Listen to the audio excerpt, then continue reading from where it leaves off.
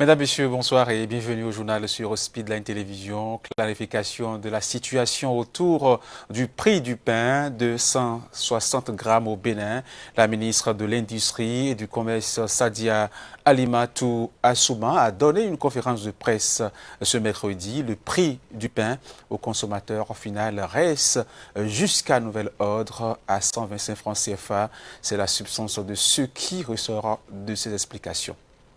Le prix du pain au Bénin est fixé par test par voie réglementaire. Donc c'est bien un test qui régit le prix du pain. Et tant qu'il n'y a pas un nouveau test, c'est bien le prix de 125 francs, les 160 grammes, qui est donc homologué. Alors, je ne sais pas ce qui peut créer cette confusion-là. Vous savez, quand on prend l'arrêté, la cession à la boulangerie a été prévue à 112 francs et la cession au consommateur à 125 francs. Et ça depuis 2008. Alors, en 2008, l'esprit de cet arrêté, c'était quoi? C'est 112 francs de cession aux distributeurs autour de la boulangerie.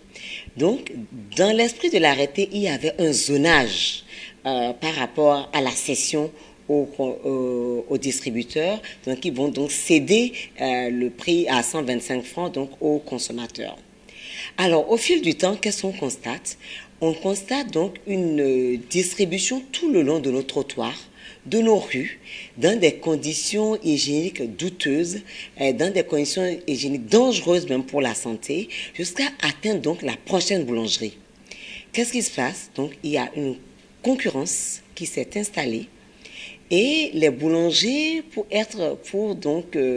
lutter face à cette concurrence déloyale qui est créée par les confrères, ont commencé donc à modifier ce test. En faisant quoi? En instituant, un contrat tacite entre les femmes distributrices et les boulangers eux-mêmes. Ce contrat fait que ils ont donc concédé une partie de leur marge aux distributrices. Donc, au lieu de céder le pain à 112, conformément à l'arrêté, ils cèdent le pain à 90, voire à 80 francs.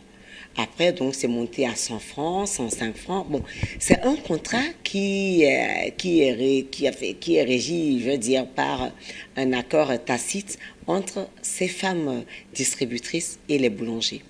Donc, c'est un peu un contrat dans lequel l'État n'intervient pas, puisque l'État a déjà réglementé la distribution du pain, 112 la cession, 125 aux consommateurs.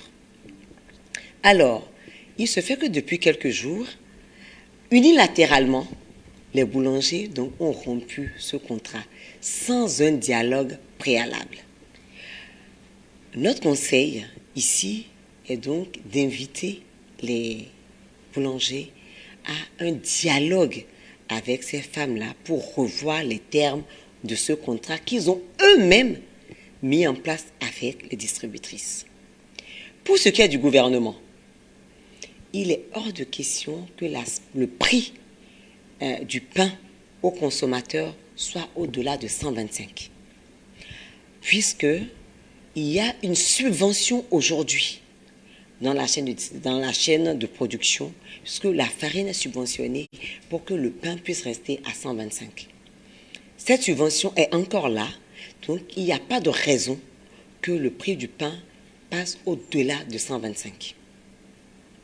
Des travaux sont en cours déjà depuis quelques mois, puisque nous avons, si vous avez suivi un peu la présentation de notre PAG 2021-2026, au moment de la présentation, vous avez vu donc qu'il y a une réforme de la boulangerie qui est en cours.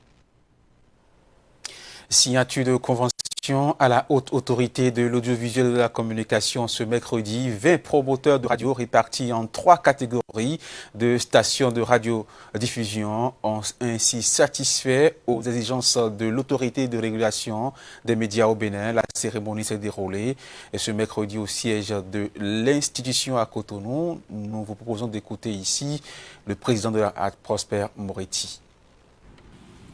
Suite au retard accusé et après un moratoire de 3 mois accordé, la HAC a diligenté une mission pour constater l'état réel d'avancement des travaux d'installation des 34 radiodiffusions sonores dont les conventions ne sont pas encore signées.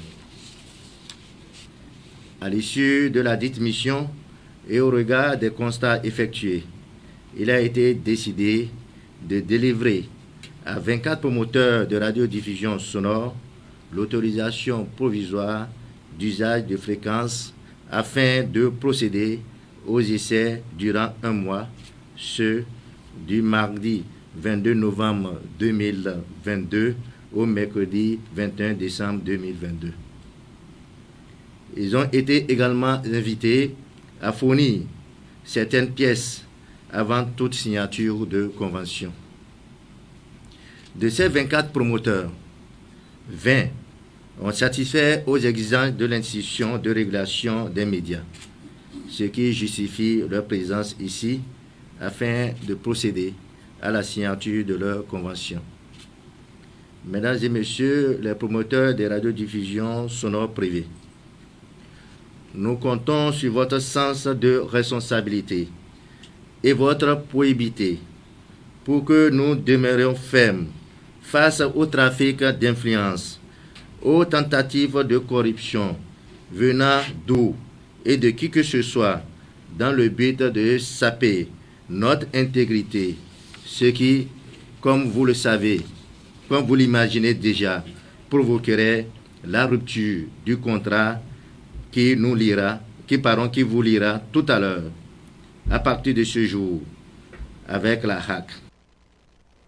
Hors du Bénin à présent, Poutine Vladimir a jugé mercredi que la relation russo-chinoise stabilisait la situation internationale en plein suspense autour d'un plan de paix chinois pour l'Ukraine censé être rendu public cette semaine.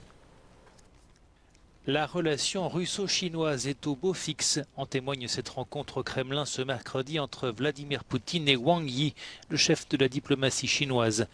Avant le premier anniversaire de l'invasion russe en Ukraine, le chef du Kremlin veut réaffirmer son partenariat privilégié avec Pékin. В этой связи сотрудничество на международной арене между Китайской Народной Республикой и Российской Федерацией, как мы неоднократно подчеркивали, имеют очень важное значение для стабилизации международной обстановки. La Chine dit travailler en coulisses sur un plan de paix visant à régler le conflit russo-ukrainien. Pékin n'a jamais condamné l'invasion russe et dénonce les sanctions occidentales. 中俄的全面战略伙伴关系从不针对第三方，当然也就不受任何第三方的干扰和挑拨，我们更不会被第三方的胁迫和施压所压倒。 Signe supplémentaire du lien fort qui unit Moscou et Pékin, les exercices navals conjoints menés récemment au large de l'Afrique du Sud. Washington redoute par ailleurs que Pékin livre des armes létales à la Russie pour l'aider dans son offensive en Ukraine. La Chine a nié tout en dénonçant les livraisons d'armes au régime de Kiev. C'est ici que prend fin cette édition, mesdames, messieurs. Merci de l'avoir suivi. Restez fidèles au programme de Speedline Télévision. Aimez nos différentes plateformes de diffusion. Portez-vous bien et à demain.